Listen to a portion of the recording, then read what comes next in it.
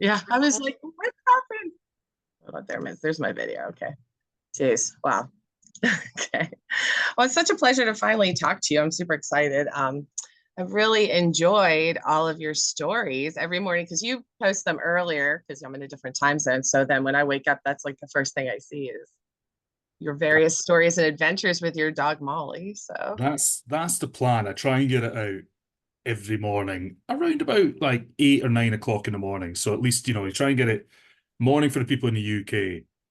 And right. then it means that everybody sort of further west in us should be right there in the morning, have your cup of coffee, get a Right. little Well, yeah, that's discover. kind of like my first thing I do. I have like my caffeine and I see what Molly and Graham are doing.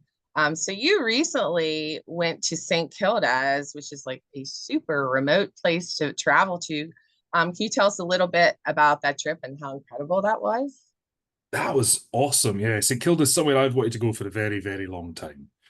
And it's this tiny little archipelago, like 40, 50 miles west of the Western Isles. Okay.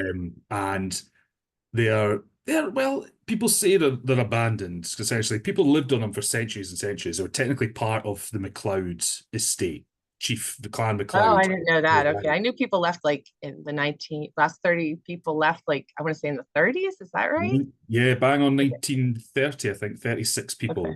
Or 36, right? Okay. either that or it was 1936 and it was 30 people.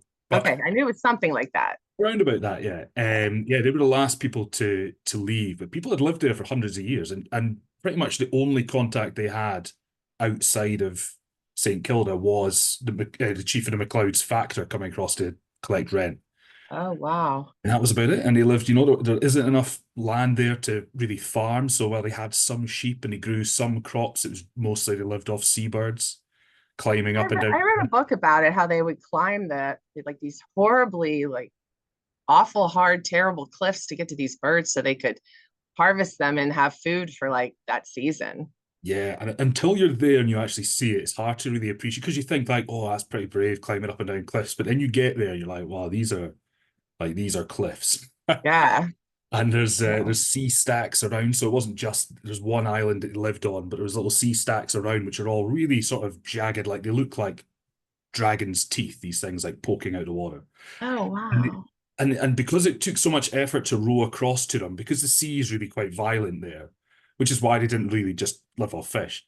They it once they rowed out, so they would get rowed out and dropped off there, and then the boat would row back to the main island, and they would stay there for like a week, 2 weeks, and Wow. collect as much birds and eggs and things as they could, and then they'd get picked up again, like on an agreed day, 2 weeks later because there's a story, I can't remember what the date is, but basically most of St. Kilda was wiped out by smallpox. And there was a small group of men and boys on one of the sea stacks who had no idea that this had happened until basically the boat that was supposed to come back and get them just didn't arrive. And they had to live on that sea stack for months and months just off rainwater and the birds and eggs that they collected Wow. until the factor came to collect rent and didn't find anybody on the main island still alive and had That's to and crazy. rescue them. It's amazing. Yeah. So you went there and wasn't your weather like there was a problem with your weather? You guys were going to stay longer, but you didn't know when you were going to get picked up again? Yeah. So there's a little campsite run by a national trust that you Okay. can book on to stay there. And anyway, we wanted to camp there. I really wanted to camp there because, everybody leaves and it's just you guys on this island on your own for a couple of nights.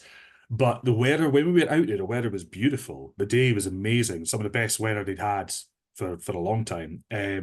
But the next like 5 days looked really bad. So the skipper, you always get told if you go to St. Kilda to camp, make sure you've got enough food to last you an extra day or two Right. because, the weather could change and you might not get picked up again. And our skipper said, like, if you don't come back today, you're going to be there for probably like a week. Oh, So, so we were like, we'd probably just go for the day then. yeah. What was it? Was it like an amazing trip? It, I mean, it that really just seems like was. completely mind blowing. Like you can't even get there unless you take a boat. So do very many people go? Not that many. I think the problem is that lots of trips get cancelled because of the weather. Oh, because of weather. And the guy that I was talking to had said that it's getting worse and worse, or it's just getting more unpredictable. So they said at this time of Oh, year, they would normally get out maybe like 4 days out of 7, and now like it's more like 2. Oh, wow. So it's That's really, insane. really, yeah. So I mean, even then, it costs a good bit of money to do it. It was Oh, like a big sure. trip for me, like something I really wanted to do. Um, so yeah, I don't think many people take the plunge, make. Yeah, it just seems really intriguing. So like talking about yourself and your career, like would you characterize yourself like as a storyteller, an author, a tour guide, a historian, like with a passion for Scotland? Like you have like one title? Do you have many? No, it's the hardest thing is people always say, so what is it you do? And I'm like, Right. I don't know where to start. Uh, yeah, I wear a lot of hats. So Sure. yeah, but that's when people say, usually I'll say I'm a storyteller Okay. because like at the core, I think that's how this all started, is because I just loved stories and loved telling stories, and then people told me I was okay at it. So so I kind of went from there, and then everything else came from that. So that's why I would say I'm a storyteller, and and a writer, and now a tour guide, and yeah, Right. yeah. Right.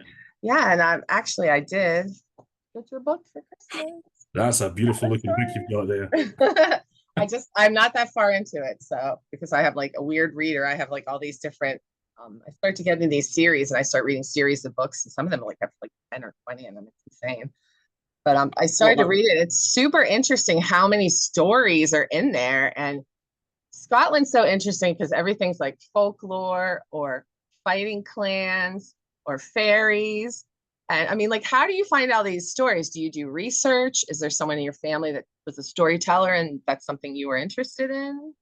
well, story-wise, there are stories everywhere. This is what you find out, and it's hard to, but it's not hard. It's very easy to find them, really, if you just sort of try. And that's it. There's lots of really good story books from the 1800s where Oh, wow. people like, there's a guy, what's his name? John Francis Campbell's quite a famous one. He was a guy from Islay. Okay. And basically, these people in the 1800s realized that the sort of oral storytelling, which is where most of these stories come from, local places, was disappearing because lots of people, when they were being moved away from where they lived, or lots of people emigrated around the 1800s. Lots of people were cleared from their land to sort All of different right. areas. And what you find is, because lots of these stories are behind specific places, like that loch or that mountain or that rock, when people don't live there anymore, they stop telling that story because they don't have a reason to. Uh, So if it's not written down, you lose it. So people like John Francis Campbell went around and interviewed lots of people and just sat down and asked them if they know any stories, and then put them into books. So there's lots of those around, which are a great source. The biggest problem is that because they're, almost 150 years old plus, the language is very difficult all to, right. no, it's just the way that they're written don't really appeal to modern people, so they don't read them. So that's kind of what I like to do, is, that's what I try and say to people. Like, this is, I don't make these stories up. I didn't, Right. I, Almost like you breathe life into them, though. You're giving them like another life. yeah, I'm trying to write them for a modern audience, I Yeah. guess. Try and make them interesting. But there's books like that. There's, anytime you go to visit anywhere, I read every single sign. Oh, Even wow. sometimes there's just like a little nugget, and you're like, Yeah. oh, there's like and that's what you find lots of these places. An information board will have one sentence about a passing reference about something that sounds really interesting. So then you have to go and research and dig into it. Right. And Right. then Do you other love times, that process? Do you love like that whole, you yeah, find your little nugget or your little bit of, you're like, what? There's more to that. And do you like, do you get a thrill out of that? Is that like your passion? yeah, I love it. You find a little thread and you give it a wee pull, and you Yeah. find You're often almost like all an these, investigator. exactly, and all these other threads come with it, and you're like, this is amazing. But see, just talking to people is the best way of finding stories, I find. Like a story I Wow. just put up a couple of days ago about Old Church in Cullen, which is way up in the Murray Coast. And there's a church there, old church, that I didn't even know existed, because it was at the heart of an old village. The old village has been knocked down. Everybody was moved about 200 years ago. But the church was there. And I was at the Old Heritage Centre, and they said, oh, that church, that's where Elizabeth de Burgh, Robert the Bruce's wife, that's where her entrails are buried. And they still pray for her, every year. And I was, Yeah.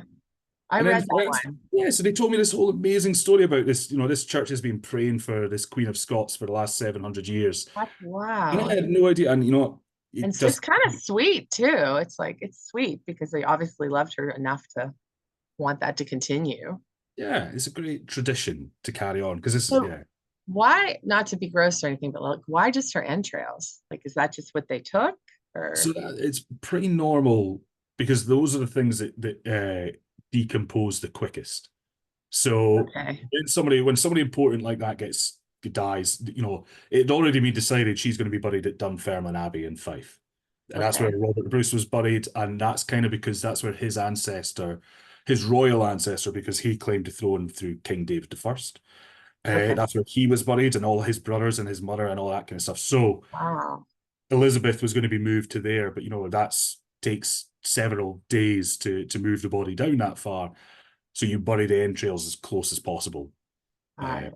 so Okay. that's why it's the same. Robert Bruce's entrails are buried on somewhere. I I can't know. I remember. asked you that question. I was like, why is his heart here and his body here? And you're like, well, but I guess like you said that he wanted to like almost like I guess repent for the things he had done. Yeah. So his heart went on crusade in inverted commas. On a crusade. Wow, He that's he crazy. basically made a promise that he would go on crusade um when he could to sort of make up for the thing because he had committed the awful sin of murdering somebody in a church. Oh Right. wow. Oh, I didn't know he killed someone in church. That's crazy. Okay. Yeah, that was a bad thing. That's the one. If there's a historical event I could go back and watch to find out what happened, it's Robert the Bruce and his sort of nemesis John Comyn have a meeting in a church in Dumfries. We Yeah. don't really know what the meeting's about, but all we know is two men walked into the church and only one man walked Oh, out. look out. That's And crazy. yeah, Um, because when he died, he died, just months after being finally signing a peace treaty with England. So he never really had the time to go and do the thing he wanted to do. So he had James Douglas take his heart on crusade. okay, so when you say Douglas, are those the same Douglases that they call them Black Douglas? Black They were Douglas. like kind of like ruthless because of what had happened. Something had happened to their family or something. So that was like their revenge. He was pretty, yeah, Something he like was a that. pretty brutal character. He Okay, just, yeah. yeah. I saw it like I watched, not that, I'm sure not everything was historically accurate, but I saw a movie a couple of years ago about Robert the Bruce with Chris Pine. It's called And Outlaw they were King. calling the one guy, I can't think what his name is, the one actor, but played the one Douglas and they were calling him Black Douglas. And he was pretty intense in that movie. He freaked me out. So Yeah, yeah, and that's so it's funny because Douglas gets caught in Scotland. He was known as the good Sir James because he was very chivalrous, very oh, honourable. But in England, they called him the Black Douglas because he was terrifying. And they said that the mothers in the north of England would say, hush ye, or the Black Douglas will come and get ye, oh wow. to That's nuts. children. So as like the boogeyman. Yeah, yeah.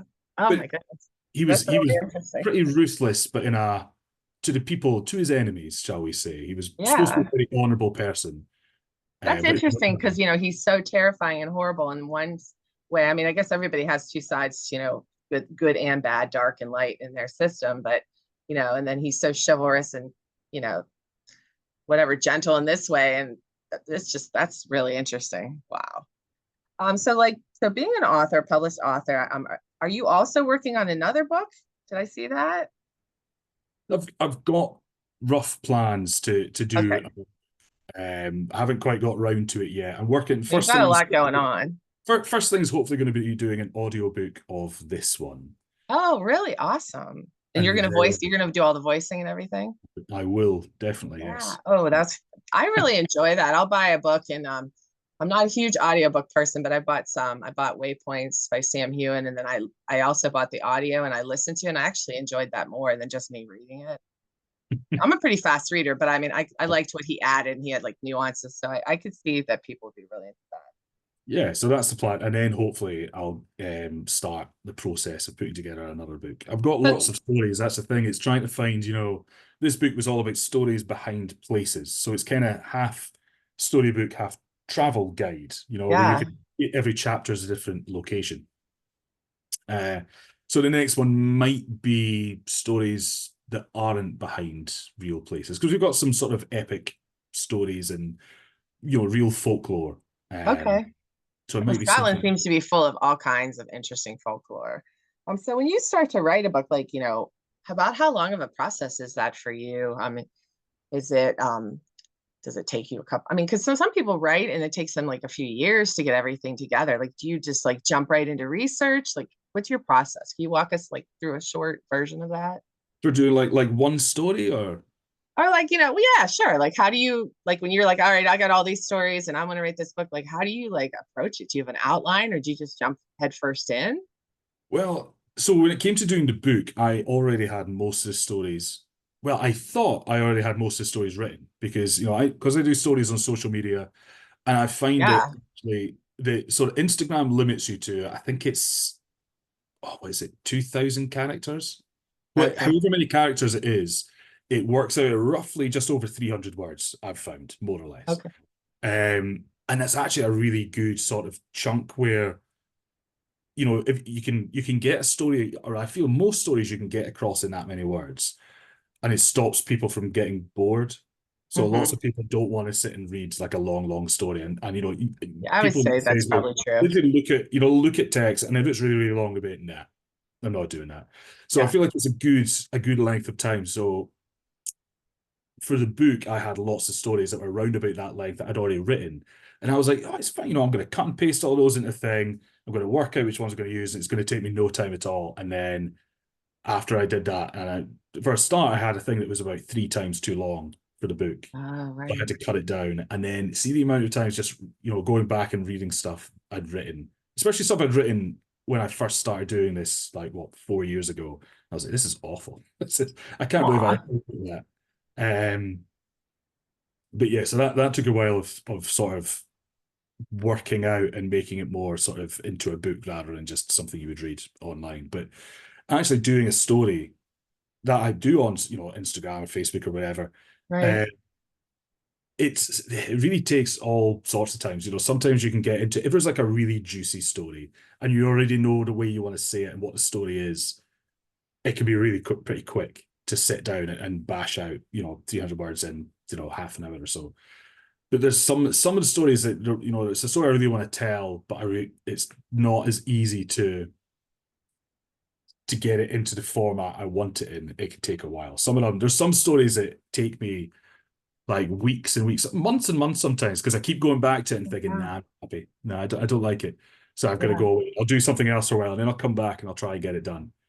Um, but yeah, that's And then just you have all the video too. You're shooting footage while you do it. yeah, that's the harder thing. I think it used to be much easier when everything was just kind of picture based. Oh, And if right. you take Now a picture, everybody wants like interactive. everybody wants, and that's it. And it seems to change all the time what you want to do. I mean, there was a while where I got really quite caught up in like the numbers, and when you do something and then it doesn't do well on social media, and then you get really sad about it, and you Hmm. think you're Yeah, not I good can see enough, that. and it's a terrible process. And then after a while, you realize like, you know what, I'm just going to do things that I want to do. I'm not going to try and do things that I think Instagram or Facebook or whatever wants you to do it. I'm just going to do things the way I want to do it. And Yeah, then, well, I think you should anyhow because people are yeah, fickle and they change all the exactly. time. And they might follow you for like a super long time and then be like, well, I'm going to do something else now, or I'm not going to read that. Or, I mean, Yeah. I follow certain things that I really am interested in. Some things, I'm good for like a month or two, like especially music. I like bands, I like to follow them, obviously for my radio show and whatever. But sometimes I get tired of it. Like the same things they're doing. And I'm like, yeah, okay, that's all right. But I will say that, Scotland things, Scottish things I'm really into. And I literally, I think that I don't think I miss a day reading whatever you post. Like I literally read it every day, which is And good because like sometimes the social media has been bad for my like focus. Like I can oh used yeah. to focus better on things. Now I'm like flick, flick, flick, which is terrible. So, but yeah, but I feel like I learn something every time I read one of your stories or watch it, and I see all these cool places, and I really want to go to Scotland. So I'm like, I really want to go there. And I see your cute dog like running around living her best life because she's like a tour dog, so she gets to do everything. Oh, she loves it. And honestly, see Oh, when I'm Molly sure she isn't does. when Molly isn't on screen for like a few days, people start to ask questions and like, "Where's Molly? Is she okay?" Right, because she's like your Yeah. your your guide and your companion. She's like your best friend. So, She is the main reason people follow me on social media. I know that, and I've oh, found for real? Oh, I mean, I love animals too, but you are like a very compelling storyteller. So, what else did I want to know? Oh, yeah, where are you from originally in Scotland? so I am originally from Fife. Okay. So Fife is a bit just north of Edinburgh, a little peninsula that sticks out. I've Uh, actually heard of Fife, so you've been okay. to Fife? No, no, I've heard of it. No, I wish. Hopefully someday. I'd like to go. Yeah, I'd like to go to Scotland. There's a bunch of different things I'd like to see, and I'd like to go to obviously Skye. I've heard so many good things about that. It seems really beautiful, beautiful footage and pictures of that. You've been to Skye many times, right? I have. I was in Skye last week, earlier this week, actually. Yeah, okay, that's what I thought. Yeah, so that's amazing. So how do you plan that out? Like where you're gonna go next? Where, like, do you have like you super organized person? You got your like your calendar, you're gonna go all these different places, or are you just like, I like this place today, I'm going there? I mean, is there like a way you do it, a way you choose, or A bit of both. I would say I used to be a bit more ad hoc, where there's lots of areas I hadn't been to. So I'd be like, right, I'm just going to go there, and I'm just going to go around, drive around, go everywhere I could find, see if there's anything, see any sign that pointing towards something that looks interesting. I was something going to go, historic? and I would find loads of really cool, interesting things. There was a day, for example, where I decided I was going to go. I was going to start going all the way around lochs. So what you find is lots of lochs, especially on the west coast. There's like a busy road down one side. So like Loch Fyne, which is where Inverary is.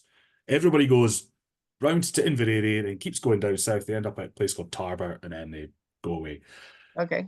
And I was like, well, I'm going to go all the way. I'm going to try the other side and do it like a big loop and see what there is. And turns out the other side, way more interesting. Like, Really? it's a really windy road, so a lot of people wouldn't be happy driving it, but it's far prettier.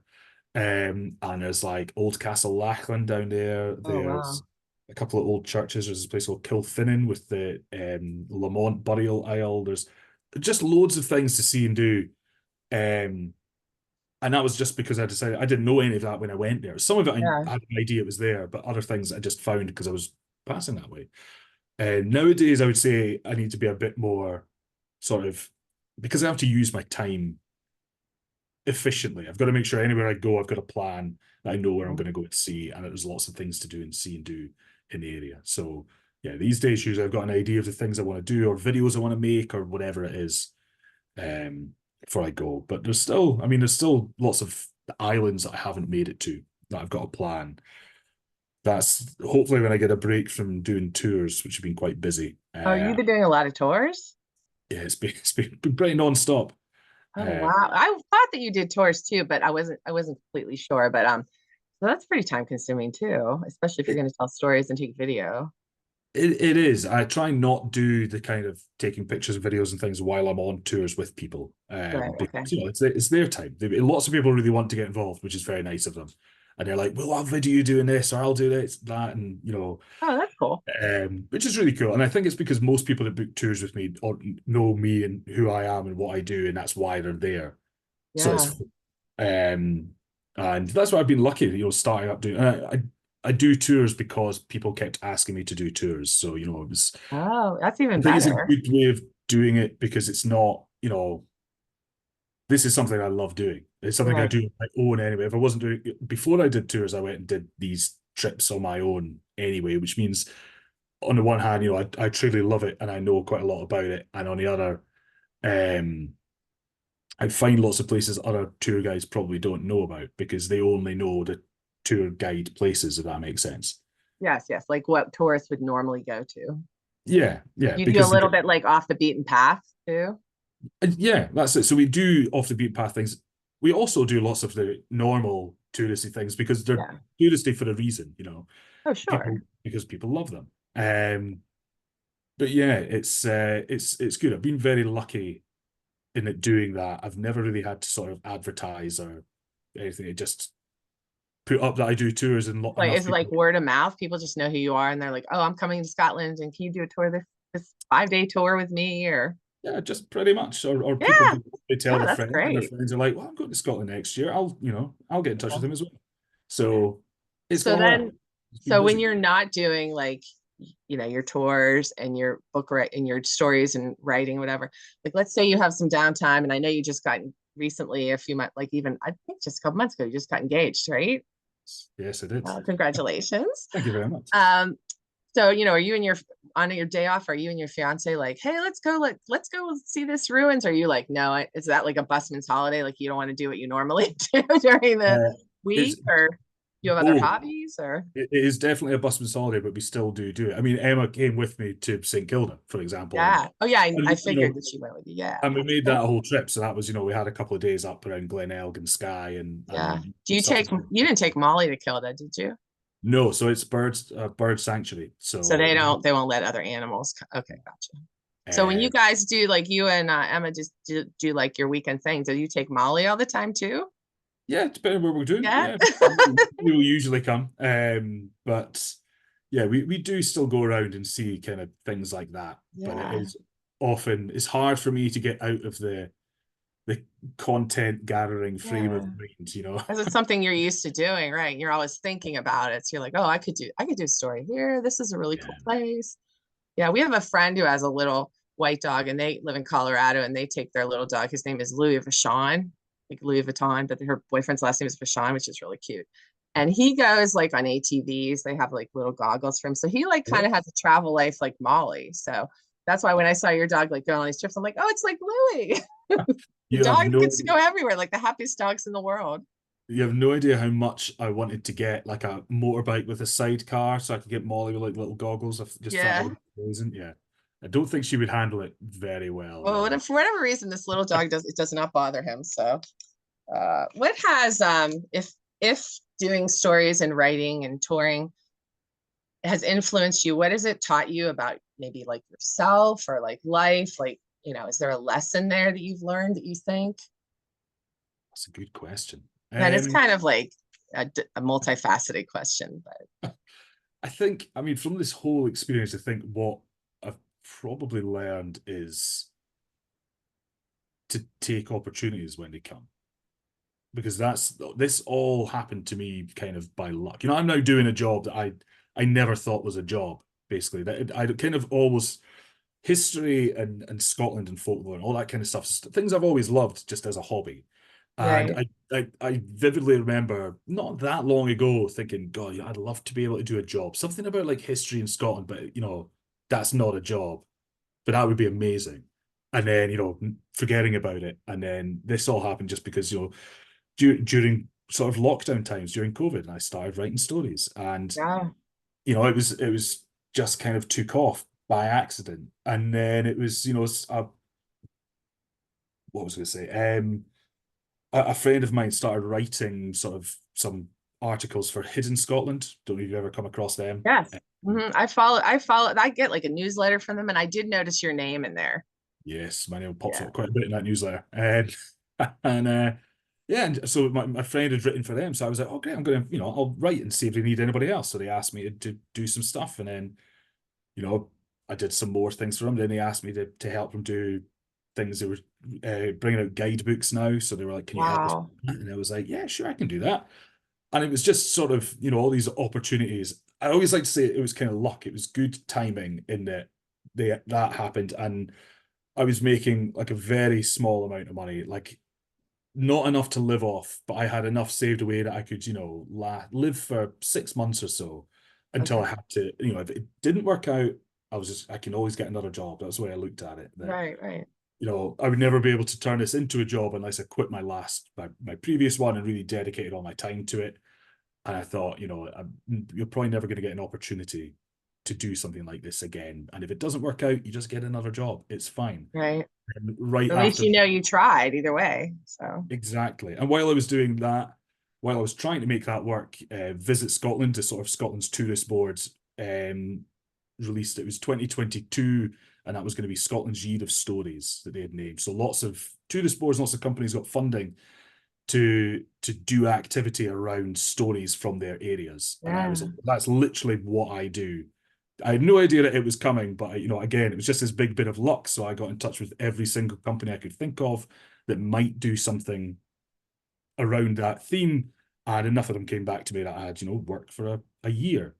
And wow, again, and it's just one of those things that, yeah, it's luck, but it's also having I guess the taking the opportunity when it comes along, and things. noticing it and making sure that yeah, Yeah, for sure. things I might think happen that's with luck. You have amazing. to actually grab that chance when it comes along. So Sure, sure, yeah, absolutely. so I think just taking plunges is probably the biggest thing I've learned. Oh, yeah, I agree with you. I do that. I just figure the worst that can happen is someone's going to say no to me. So, Yeah. you know what I mean? So I just like, and then I try not to be mad if they say no. I try not to be offended. I'm like, okay, well, something changes, let me know. That's probably the other thing I would learn, actually, to be fair, is, you know, when you put a lot of yourself out on social media, you get a lot of nasty crap back. That's Uh, so wild that people are like, because whatever. that's I wouldn't just, think there's any reason to be nasty to you, but okay. neither would I. But and it's what you realize is that lots of people, you know, just don't, they would do that to anybody and I everybody. know. It's like they're keyboard warriors. It's awful. Yeah, it's quite funny because I would like to think I don't think many of them would say it to my face. Right. So And yeah, yeah, so I anyway, sometimes I get weird not a lot, but sometimes we get weird comments for our show, and I'm like, okay.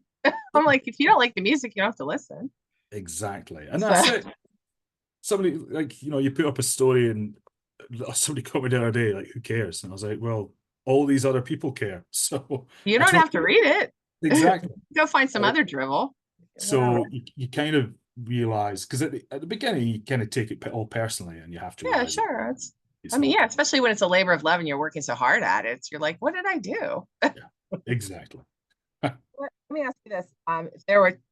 If you had to choose, this might be kind of hard, or maybe not, because you've been so many places, but what are your top three places you were gonna like say to someone they only have a limited amount of time in Scotland?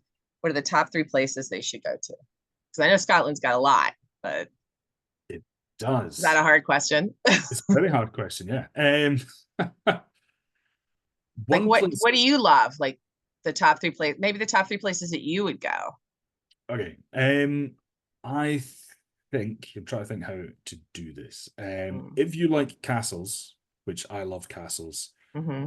I say it's up around Aberdeenshire. Aberdeenshire is known as castle country, and it's got lots and Okay. lots of different castles, lots of everything from Sounds ruins amazing. to castles that are still lived in, or castles. The National Trust have a lot of castles that were lived in up until like the 50s or 60s. Oh, that's incredible. So lots of cool stuff up around there. Aberdeenshire and Angus, which is the bit just below Aberdeenshire, very underrated. In fact, Angus has everything because it's got the coastline right up to, so does Aberdeenshire, up to the mountains. So they're great areas that don't get a lot of attention, but I love them. Another one is out on the west coast around Oban. So Oban's a very popular tourist town. Loads of people go to Oban. It's like the gateway to the Isles. Okay. But the thing is, almost everybody goes to Oban and then goes up north, because you go up north, you go to Glencoe and Fort William and then Skye, and that's the way most people go. But south of Oban, there's all these little peninsulas that stick out. And every single one of them is different. They've all got really interesting stuff. Little chapels like with all these carved 14th century effigy warrior Oh knights things. yeah, like the pics and all that. There's so much down that way, and people just completely miss it. And I mean, I was there last week, and it was great because, you know, Oban was so busy, but we went down that way, and, you know, half an hour away, and it was just hardly anybody there. It was great. Nice. Um, Oh, cool. yeah, somewhere else. I'm trying to think. The third place, the Isle of Mull is pretty awesome. Lots of people go to Skye. Skye is Right. beautiful. That's like the Skye is popular busy. place. It's popular. It is quite busy. It's not as bad as people make out that it's so busy you can't move, which just Yeah, I've isn't. heard lots of like negative comments about tourists and people doing things and Yeah, that doesn't really fly with me. But the Isle of Mull has just about everything that Skye has. It's got, you know, castles, it's got beautiful scenery, it's got loads of really cool stuff on it. Great food. That's some of the best food I've ever eaten on oh Mull. wow, Um, that was amazing. but it's sort of slightly less popular or busy Yeah. than Skye. And there's lots of different things you can do off Mull. It's got its own islands, which I like. Oh, cool. So you've got like the Isle of Iona is a very popular one because Oh, I've it's heard of Iona. the Yeah. holy island. There's the Isle of Staffa, which has Fingal's Cave, and lots of Okay, puffin. I've seen pictures of the cave and video of that. It looks And, amazing too. and there's a wee island called Ulva, which is now community owned and sort of got about 10 people that live on it, but they're like Oh, growing it is it back really into a small? community. It's Is it like quite a big island, oh, but it's big, but nobody it wants to was live there? yeah, well, it was just really depopulated for a long time, and then it was bought by the community not long ago, and they've been growing it back up again Oh, to make it cool. an attractive place for people to live and try and make it a community once more, which I just think is Yeah. amazing. Oh, that's really cool. So I just have like maybe one more question for you. So what are you gonna do next? Like, what's your next adventure? Ooh, next place I'm gonna Or what's go. yeah, or like what's next for you? Whatever, either. Yeah, it can be your next adventure. I know you're probably gonna post a story tomorrow morning, so Um, and I'll be reading it. So Excellent. I like the story tomorrow. It's a good one. I'm trying to think the next because I've got lots of tours coming up. The next place that I would like to go, one of the things I've got on my bucket list for this year that I really want to tick off is to go to the small isles. So they're Egg, Rum, Muck, and Canna, okay, I've all heard of them. ridiculous names. Um, they're sort of, yeah, just south of Skye, basically. So I really want to get there. They're all very small. They've all got their own little communities and things. So I want to go on and spend some time on those. Just Yeah. takes a while because it's not, you know, they might be small, but it's not like you can do all four in a day. Oh, So it right. takes a while to go around and see them all properly and actually experience them. Because that's the other thing is it's Right. You not don't want to just like jump on and off. You want to like actually see what it's jump on, like. take some pictures, run away again. Like, no, Yeah. Yeah. you want to actually experience them properly. So that's one Yeah. thing I really want to Well, do. I mean, your job and your life just sounds like very super interesting and rich with history. And I've just recently like I really enjoy like historical, I mean some fiction books, but they have a historical influence, like Outlander books. I love Diana Gabaldon. And a lot of like the history I've learned just from reading her books. Like we went to Fort Ligonier out here in Ligonier, PA, and like this girl is like living history. So this girl's dressed up in the period costumes and she's talking about women's roles, you know, in the army and whatever. And I was like, I'm sure she was happy I walked away after we chatted because like everything she said, I had something to add to it. I was like, oh yeah, and when they do this, they use lye soap and these big cauldrons to clean their laundry. I think that I would think I was a little too much for her because she was a young girl, but I was so excited because she was talking about things that I knew, and I was like, oh, I read that. So you know, yeah. So I think that there's, you know, people that are interested not just to see like the beauty of Scotland or you know to go a bunch of places and say, oh, I ticked off all these places on my list, but like to actually learn some history and learn something about the area. I think it's like super attractive. So I'm sure that your tours are like chock full of people that just want to follow you around. Yeah, they're fun. I like them. Yeah, it sounds like it. And you know, the fact that you're so passionate about what you do, I think is probably what draws people to you and draws people to, you know, your blog, your stories, Instagram, Facebook, whatever. So I mean, it's clear to me that's why you're, you know, you're writing a book and you're going to do another. You wrote a book, published it, you're going to do another one because obviously everybody wants to see what you're going to do next because you're that interesting guy. Well, I appreciate that. Thank you. Oh yeah, absolutely. I mean, that's why I reached out to you. I was like, this guy has like the coolest stories out there. So thank you so much from the bottom of my heart for all your time. I really enjoyed it. And I'm just thrilled to meet you. And I hope to, you know, hopefully I'll get to Scotland soon and you, you know, with my family and we can do a tour with you. So Well, that would be awesome. And thank you yeah. very much for having me on. Yeah. Thank you so much. And, you know, I'll be in touch and I hope you have a wonderful night. No problem. You too. Thank you so much. Bye. Bye bye. Bye.